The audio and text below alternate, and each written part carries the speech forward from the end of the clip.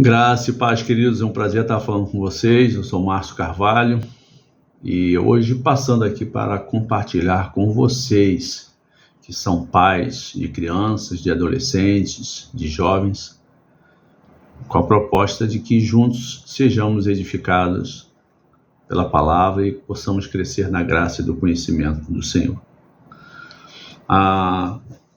O título da nossa fala hoje é a Lâmpada de Aladim, né? Uma história bem conhecida por todos nós e que certamente no final nós traremos algumas perguntas que vão ser extremamente significativas para que a gente reveja de fato onde está o nosso coração. A palavra diz que aonde estiver o teu tesouro, ali estará também o teu coração. Portanto, a gente vai ser levado a pensar algumas coisas, alguns aspectos importantes que a palavra nos revela, a fim de que a gente possa sair daqui edificado, possa, depois de assistir esse vídeo, possa refletir e repensar esse lugar na nossa relação com o Senhor. O texto que eu vou utilizar como base está lá em Lucas, capítulo 1, do verso 5, inicialmente do verso 5 ao verso 17. Ele diz assim: na época de Herodes, rei da Judéia, havia um certo sacerdote chamado Zacarias, que fazia parte do grupo sacerdotal de Abias. Isabel, sua esposa, também era uma das descendentes de Arão. Ora não. Os dois andavam em justiça aos olhos de Deus e obedeciam de forma irrepreensível a todos os mandamentos e doutrinas do Senhor. Contudo, eles não tinham filhos, porque Isabel era estéril e ambos eram avançados em idade. Em certa ocasião, quando seu grupo estava de serviço, Zacarias ministrava como sacerdote diante de Deus. Ele foi escolhido por sorteio e, de acordo com a tradição do sacerdócio, para ter acesso ao altar do Santo dos Santos e ali oferecer a queima do incenso. E chegando no momento da oferta do incenso, uma multidão de pessoas estava orando do lado de fora. Foi então que um anjo do Senhor apareceu a Zacarias, à direita do altar do incenso, e assim que Zacarias o viu, ficou perplexo, e um grande temor o dominou completamente. Entretanto, o anjo lhe assegurou: não tenhas medo, Zacarias, eis que a tua súplica foi ouvida. Isabel, tua esposa, te dará à luz um filho, e tu lhe porás o nome de João. Ele te será motivo de grande felicidade e regozijo, e muitos se alegrarão com o seu nascimento. Pois ele será grande aos olhos do Senhor, jamais beberá vinho nem qualquer outra bebida fermentada, e será pleno do Espírito Santo desde antes do seu nascimento, e conduzirá muitos dos seus filhos de Israel à conversão ao Senhor, seu Deus. Ele avançará na presença do Senhor no mesmo espírito e poder de Elias, com o propósito de fazer voltar o coração dos pais a seus filhos e os desobedientes à sabedoria dos justos, deixando um povo preparado para o Senhor. Legal, né? Legal essa passagem. A gente passa por ela 300 vezes e desperdiça, né, alguns conhecimentos, alguns ensinamentos que ela propõe trazer para a gente. Muito bem. Vamos considerar algumas informações importantes para a gente chegar lá no cerne da coisa. O texto fala que Zacarias, né, ele era pertencia a um grupo de sacerdotes, né? Antigamente, Joséfo, né, que é um historiador, ele fala que o sacerdócio ele era dividido em 24 grupos. E cada grupo era composto por várias famílias. Portanto, no ano, né, de 48 semanas, cada grupo ministraria 2 vezes ao ano, durante uma semana, ou seja, na realidade, durante 8 dias consecutivos. E Zacarias fazia parte do 8º grupo, chamado Abias. Cada grupo tinha um nome. E o texto diz que, por sorteio, caiu ele né, a família de Zacarias, para representar esse grupo de Abias. Então, Zacarias é sorteado e, então, quando chega o momento, ele passa a exercer durante 8 dias o exercício do sacerdócio dentro da perspectiva que se propunha naquele momento, né? Bom, e aí quem era Zacarias? Quando a gente olha para o texto, a gente vê algumas informações. Bom, aos olhos dos homens, Zacarias, como eu disse, ele pertencia a esse grupo de sacerdotes do grupo de Abias, ou de Abias, né? Zacarias também era casado com Isabel. O texto diz que Isabel era descendente de sacerdote, né, da linhagem de Arão. Alguns dizem que ela possivelmente seria filha de um dos sacerdotes. Aos olhos dos homens também a gente pode ver tanto do versículo 8 ao 10, do 21 ao 22, 57 a 58, mais na frente, que Zacarias era um exemplo para a sua comunidade. Aos seus próprios olhos, né, isso é só um caráter de introdução, informações que estão presentes aqui no texto, para a gente ampliar de uma forma mais ampla, entender quem era esse homem diante da comunidade, diante dele e diante de Deus. Bom, aos seus próprios olhos, o texto revela que Zacarias, ele era consciente da sua missão. Sabia o que tinha que fazer lá no seu exercício. Era também alguém extremamente crédulo que Deus poderia atender o seu pedido. Por isso que ele continuava orando. E é muito legal que a gente vê que o texto diz que a Isabel era estéril, portanto ela não poderia ter filhos, e aí ainda eles eram de idade avançada. Lembra lá de Abraão, né? Quando Deus faz a promessa, a Sara também era estéril e eles já estavam de idade avançada. Quando Deus faz a promessa, Abraão estava por volta de 90 anos e Sara com 75, ele já estava lá na marca do pênalti, né? E com Zacarias acontece a mesma coisa. Eles eram de idade avançada e a sua mulher era estéril. Mas mesmo assim ele continuava orando, ou seja, era crédulo, sabendo que Deus era poderoso para realizar aquilo que eles tanto desejavam. Então, aos seus próprios olhos, Zacarias era consciente da sua missão, era crédulo que Deus poderia atender o seu pedido e era alguém persistente, perseverante e não desanimava, não só no exercício da sua missão, como na busca pelaquilo que tanto desejava. Aos olhos de Deus, viu do versículo 6 ao versículo 7, olha que legal. Aos olhos de Deus, quem era Zacarias e Isabel? Eles eram justos, irrepreensíveis, comprometidos com Deus e com a sua missão e com a sua palavra. Era uma família através da qual Deus se fazia conhecido, se fazia notado, e era um casal extremamente agradável aos olhos do Senhor. Então, a gente, de uma forma bem simplificada, né, por causa do objetivo para que o nosso tempo não seja muito longo, a gente consegue perceber nessa fala introdutória 3 perspectivas a respeito de Zacarias e Isabel. Quem era Zacarias? Aos olhos da comunidade na qual ele habitava. Quem era Zacarias aos seus próprios olhos? E quem era Zacarias aos olhos do Senhor? Muito bem. E agora vamos entender quem era um outro personagem extremamente importante presente nessa história, nesse relato, né? Era Deus representado através do seu anjo. O anjo aparece a Zacarias para trazer a ele uma boa notícia, né? Todo mundo gosta de boa notícia, quem não gosta de boa notícia, né?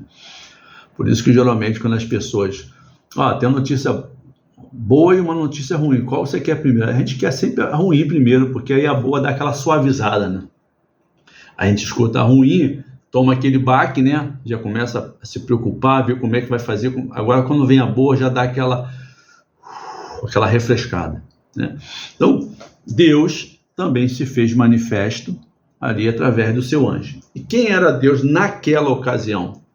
Né? Qual a perspectiva do que Deus estava, da maneira que Deus estava se manifestando? Bom,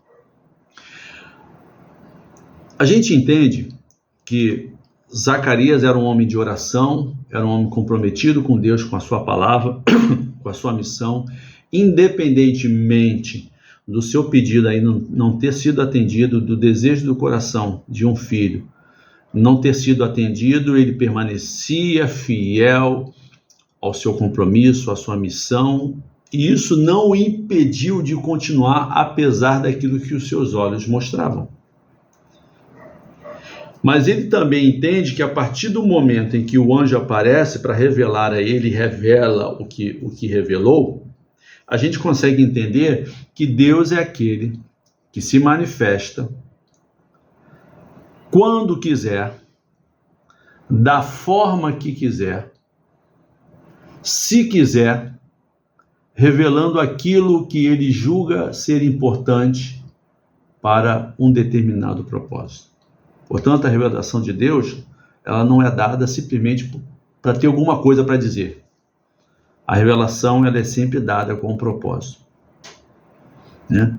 Por isso que a gente vai à palavra, a palavra diz: porque ela não voltará vazia, mas ela cumprirá o propósito para o qual foi enviada. Então, se a revelação foi enviada, ela foi enviada com base num propósito, e não simplesmente para ter uma revelação, para não ficar no vácuo, né? Ficar muito tempo sem dizer alguma coisa.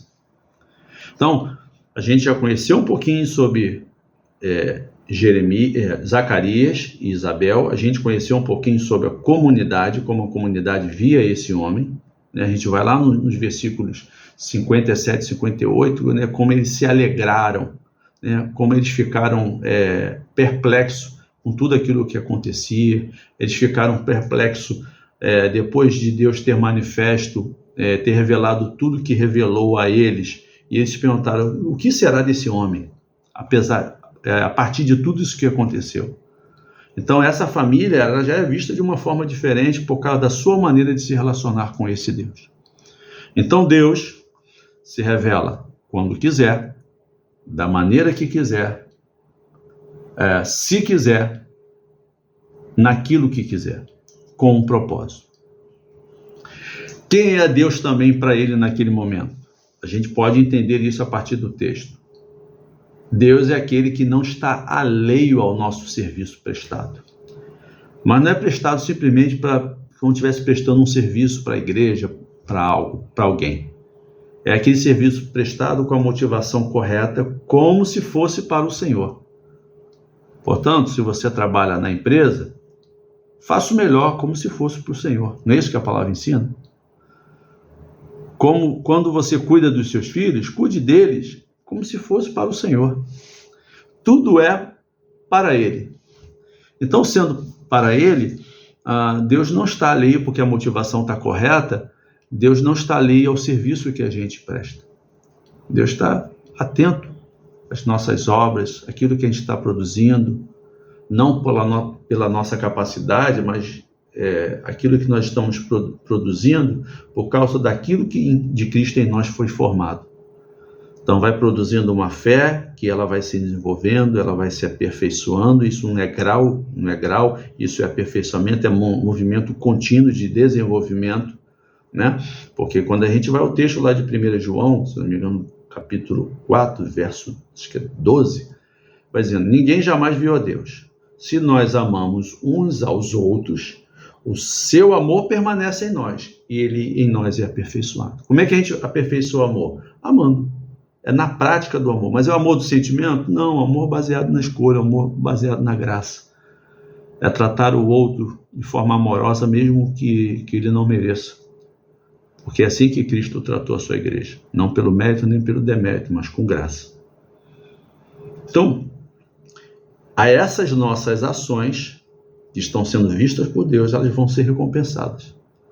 Então, para Zacarias, ora, por que Deus não se revelou antes? Estou orando há tantos anos pedindo por isso, mas há um tempo certo, Deus não se atrasa. Então, no momento, Deus se revela quando quer, porque Zacarias poderia ter morrido pedindo e não acontecer nada, porque Deus não é soberano? Ele dá a quem quer. Deus tem compromisso com quem tem compromisso com ele. A gente vai falar isso em breve aí, numa outra palavra. Então, ele se revela quando quer, da maneira que quer, a quem quer, trazendo a revelação que quiser para um propósito. Então, Zacarias esperou, Deus ouviu a sua oração e recompensou. Por quê? Porque viu o fruto do coração. Uma outra informação bem importante é que Deus ouve as nossas orações. A gente pode ir lá no Salmo 51, 17, Mateus 21, 22, né? Mateus 6, 6, quando orares, entrando no teu quarto, fecha a porta.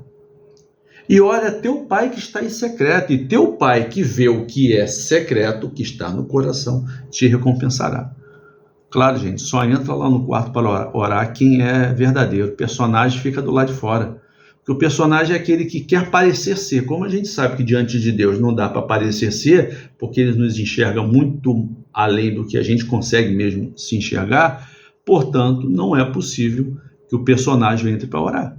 O personagem é aquele fariseu que bate no peito: Senhor, eu sou melhor que todo mundo, eu não sou igual a esse pecador aí, Senhor, eu dou minha oferta, eu dou meu dízimo, eu faço e aconteça, mas a oração que Deus ouve é aquela do publicano: Senhor, eu sou um bostão mesmo, só Deus para me amar. É aquele que se reconhece, né? Se a gente for lá o texto de Provérbios 28, eu não me lembro o versículo agora, deixa eu ver se eu acho aqui, Provérbios 28, olha que palavra legal, essa aqui que Deus quer encontrar no coração do homem. Aqui, ó, Provérbios 28, 13, diz assim: quem camufla suas faltas jamais alcançará o sucesso, mas quem a reconhece, confessa e abandona, recebe de Deus toda a compaixão. É esse homem que se reconhece, que falhou, que errou, que vacilou, que pisou na jaca mesmo, deu ruim, faz besteira, mas Senhor, isso não é o que eu sou, eu vacilei, eu fraquejei, eu vacilei mesmo, deu ruim, fiz besteira. E aí, ó, reconhece, confessa a Deus, abandona o erro e segue em frente. É esse que vai ser achado por Deus, não é aquele que bate: Senhor, eu sou o cara, eu preguei para tanta gente, eu dou o dízimo, eu não faço, eu não aconteço. Não, esse não é achado. Bom, vamos ao texto lá de João 14, 21, diz assim: Deus se manifesta, olha só, João 14, 21, vamos dar um pulo lá em João 14, 21, ele está aqui na minha Bíblia, não foi tirado. 14, 21 diz assim: aquele que tem os meus mandamentos e obedece a eles, aquele que já se apropriou dos mandamentos e obedece, não é só saber de cor, decorar, saber recitar a Bíblia, é aquele que tem, aquele que introjetou e vive e obedece. Esse é o que me ama. E aquele que me ama será amado por meu Pai, e eu também o amarei e me manifestarei a ele. A quem Deus se manifesta? A quem o ama. Não é quem está fazendo isso, fazendo aquilo, não é quem está carregando a Bíblia no braço, é aquele que vive o amor, aquele que vive a palavra, aquele que é capaz de introjetar a palavra e torná-la sua maneira de vida, o seu modo de vivente. Então, bom, com relação a Deus, a gente aprendeu algumas coisinhas aqui. É aquele que se manifesta quando quiser, da forma que quiser, para quem quiser e o que quiser revelar.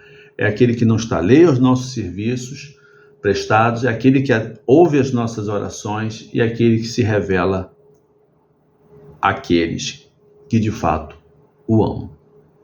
Muito bem. Beleza, até aí? Esse foi a parte, digamos, a parte introdutória, né? Uma introdução um pouquinho longa, mas para a gente poder ter uma compreensão um pouco maior do que o texto está trazendo para a gente de informação.